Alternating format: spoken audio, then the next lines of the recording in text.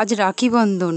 এই বন্ধন শুধু ভাই বোনদের মধ্যেই সীমাবদ্ধ নয়, এই বন্ধন যেন প্রত্যেকের প্রতি প্রত্যেকের ভালোবাসার বন্ধন চিরকাল বজায় থাকে, যেমন ইস্টবেঙ্গল আর মোহনবাগানের মধ্যে দেখা গেছে। সত্যি এই আর.জি. কর কাণ্ডের দোষীদের ন্যায়ের বিচার একদিন হবেই হবে।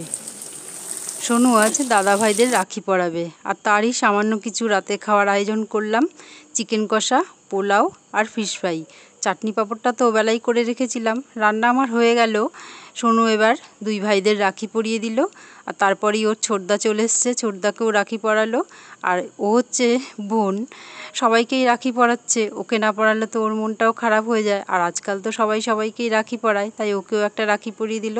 রাত 10টাও বেজে গেছে, কেননা সবাই ছোট, খাওয়া দাওয়ার পর সবাইকেই বাড়ি পৌঁছে দিতে হবে, ওই জন্য খেতেও দিয়ে দিলাম। আর দেখো ভাই বোনদের কাছ থেকে কত ভালোবাসার গিফট পেয়েছে সোনু, সেটাও তোমাদের সাথে শেয়ার করলাম।